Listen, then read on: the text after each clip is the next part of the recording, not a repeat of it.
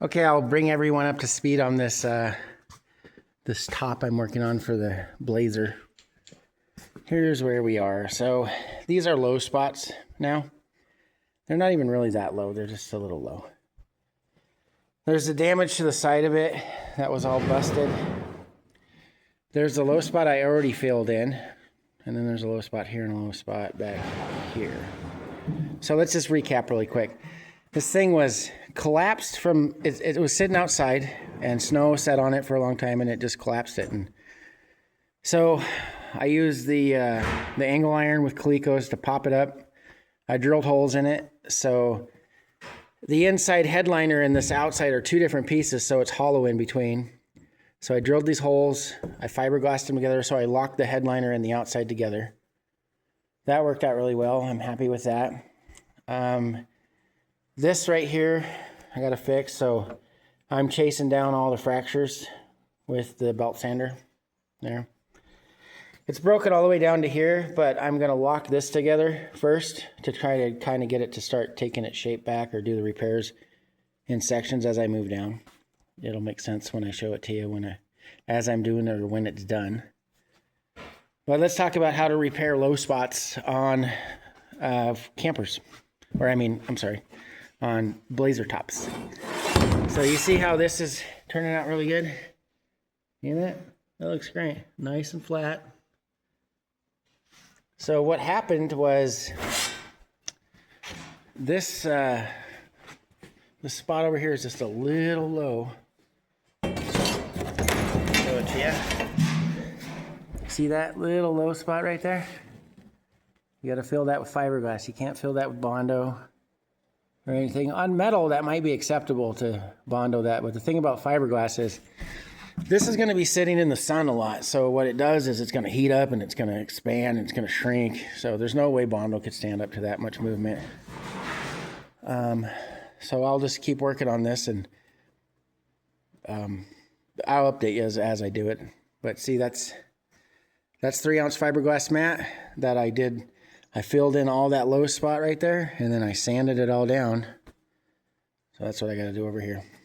Just so you guys know if you're interested on how to fix a Blazer top or these fiberglass tops on these old 60s and 70s vehicles. It's a lot of work, but it can be done.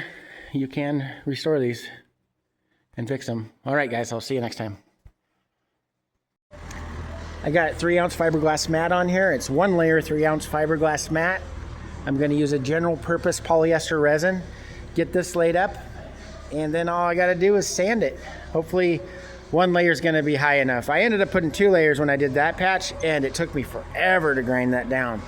So I'm going to risk having a low spot and having to re-laminate, but I'd rather do that than grind like I did on that one. That was not fun. Here's the 3-ounce fiberglass mat with polyester resin on it, general purpose polyester resin. So I gotta wait for that to cure and then I'll sand it all down. Here's an important little tip. So the important thing about this is resin content. You don't want it resin rich. If you leave a bunch of resin in there, it's gonna be very, very brittle. The material is what has the strength, not the resin. The resin only holds it and glues it to things. So the less resin, the stronger the part. It's really important to know. Some people will just leave puddles of resin on stuff. And the way to get the puddles out or to get a bunch of the excess resin out is with your roller, just roll it kind of heavy. Don't roll it too much because you dry it out. And then with the 2-inch chip brush, just kind of dap the resin off of it and just scrape it back into a cup or whatever you've been using. Don't use paint rollers on this. People use paint rollers all the time. I see that. That is the dumbest thing ever. You're putting so much resin into the paint roller. It sucks up so much resin. You're wasting a lot of resin with the paint roller. Use a 2-inch chip brush. That's the best thing you can do. I mean, if I was making this whole part, this whole Blazer top, I keep saying camper because I'm also working on the camper. Anyway, this whole Blazer top, if I was making this in a mold, I'd use a 2-inch chip brush, maybe a wider one. I would not ever use a paint roller because it doesn't get the resin into the part for one, and it just wastes a lot of material. A lot of resin is wasted on that. So 2-inch chip brush, let it soak in. and then roll it around. You can push it around with your roller too. That's an important thing is your metal roller. I use like a 5-inch metal roller. Roll your resin around with that. That's a really good way to distribute it too. Let the resin sink in and soak in there.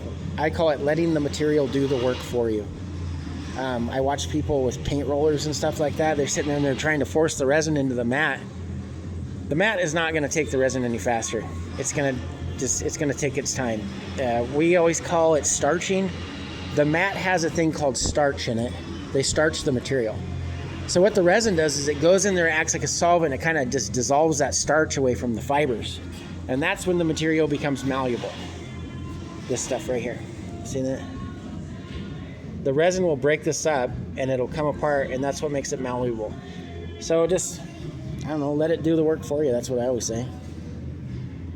I'll let this set up for, I don't know, probably 24 hours or more, maybe 48 hours. And then I'm going to come and grind it all down.